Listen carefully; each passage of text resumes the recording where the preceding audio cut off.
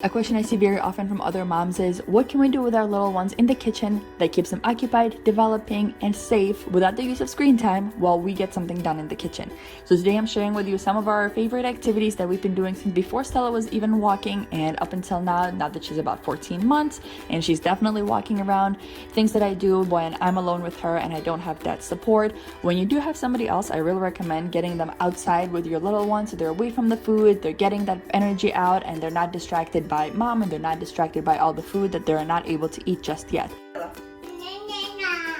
So if you're alone in the kitchen, I've got some wonderful ideas for you. We're going to start with our messier ones and move on into some of the cleaner ones. If you need some other ideas, my video is actually inspired by Nicola Green. She had made a wonderful video like this several months ago, so definitely go ahead and check it out. I'll link in the description box below. Starting off with a variation on food prep. If you're still worried about giving your little one something sharp or something hot, totally understand you. I've been giving Stella different versions of food prep. So here we've got a little acorn squash and a little scrubber brush, and that's a lot of textures and sensory experiences for her to be working with here. Again, we are working with water, so this is definitely a messier activity, but it's one that, because of the mess, keeps her entertained for longer. And I do have a little towel for her so she can help in cleaning up that mess. Moving on to pouring practice, I've set up a little tray that would hopefully catch at least some of the water, a pitcher, and I'm starting out with a bowl. That way when Stella pours, she can see the result and she can more successfully get the water into that bowl. But we're quickly moving into a cup because that way she can actually pour from the cup back into the pitcher and keep the activity going on her own. So I'm showing her how to pour from the pitcher and then back from the cup into the pitcher.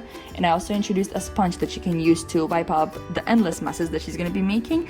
And I also eventually show her how to squeeze that sponge, because not only is that going to help her get the water back into the cup and the pitcher, but it's also an additional sensory experience because the sponge has a soft side, it's got a rough side, and she's able to squeeze it and twist it around. So it just keeps her entertained and it keeps her exploring for that much longer. And it's also a wonderful skill to have as she continues moving into more and more independent food prep, pouring herself some water, pouring maybe milk into a cereal. So this is definitely a wonderful skill to be working on. And you'll notice I'm introducing this to her with a lot of hand over hand, and we're practicing this before I let her do it in the kitchen while I'm cooking. That way she's had a chance to at least get comfortable enough with the activity to not necessarily master it, but to be able to continue practicing it on her own when I'm busy cooking. Now, the sponge was definitely the most entertaining part of that activity for Stella, so I've got a different variation of that here.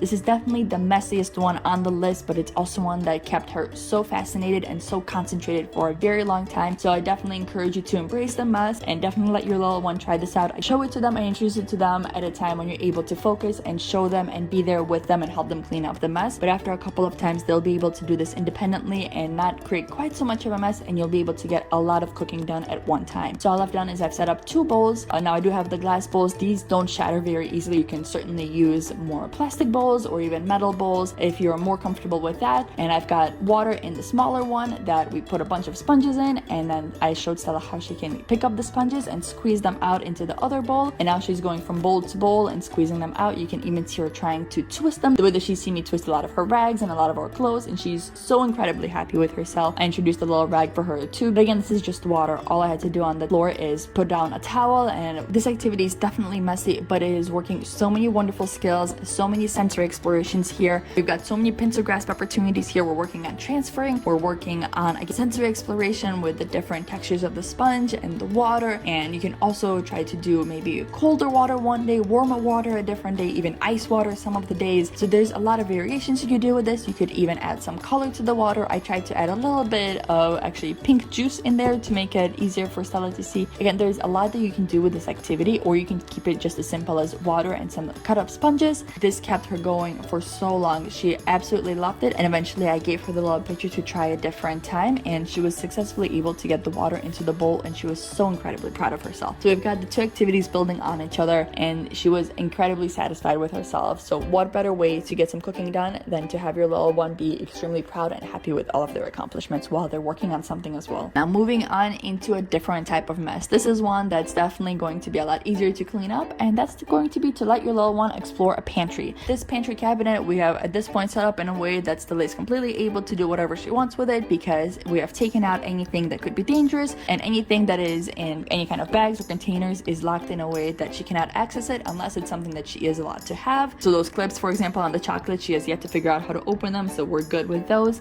When Stella was first learning how to just crawl and pull to stand, all she would do is just take everything out, and then I would show her how to put everything back, but she was still not able to do that. Now that she is walking, I have given her her little wagon, and I've shown her that she can put her items into the wagon and roll them around, because at this age they also love to push and pull items around. And so now it is not quite as messy of an activity, as she is trying to actually have a purpose and put things into one spot, move them around, bring them back, and then put them back. With something heavier, you can see she was trying to get to the rice and shaking her head no, because that rice has hit her a couple of times and she knows not to touch it anymore. She's also being very careful, you can see, with even trying to piece things together, so it's almost like she's working on a little puzzle. Sometimes she tries to put all of the bottles together, as you can see her doing here. So it's become a lot more of an intentional exercise, and because this is, again, her yes space, I give her free reign with it, and this is the way that I've been able to get most of my cooking done from before she was able to walk, and even through this day, this is the number one activity that keeps her occupied while I'm in the kitchen with her. This is also using a lot of her big muscles and getting her to exert a lot of energy, because she's pulling and pushing around quite heavy items like that juice, for example. She would not let go of that juice. She really wanted to try to pick it up on her own.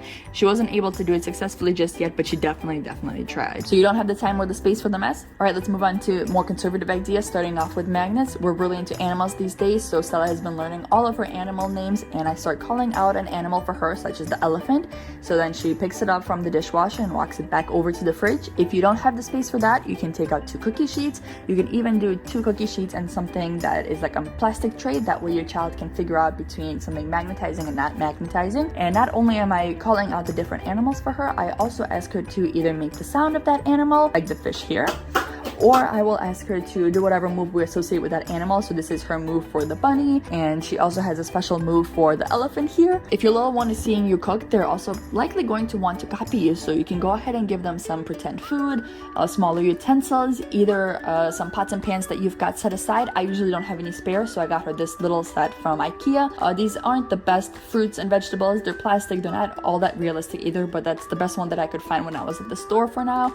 And she absolutely loves trying to see what I've been doing and trying to copy it here. And again, because we've got a gas stove, I'm not really comfortable letting her touch it just yet, because she's very spontaneous and I'm sure she would touch the open fire within seconds. So this has been the best way for me to let her get that energy out. And I've talked about this in my previous video. Imaginative play is completely okay in a Montessori home. Fantasy play is what we need to be concerned with, and if you need more information on that, check that video out. But again, because their child is seeing you do something in the kitchen, they're probably going to be very interested in imitating that for a prolonged period of time. Now, if you've got a little one that's not perfectly walking yet, but they're learning how to stand or they're working on their balance, this is an activity that I did with Stella when she was much younger, and you could certainly move that over into the kitchen. I've just got some painter's tape, because that's what we had lying around, with some pom-poms that I put up on the wall, and I gave her a little cup that she was working on removing the pom-poms with a pincer grasp and getting to fit into that smaller cup. And this was a wonderful activity. She really enjoyed it. It really helped her balance and stand for a prolonged period of time. This definitely would work a lot better if you have either masking tape or even double-sided tape, but the painter's tape worked quite well as well. A variation of that is to put up post-it notes all over the cabinets or the walls in the kitchen and put them in different directions. That way they're not only working that pincer grasp, but also working on moving their wrist around.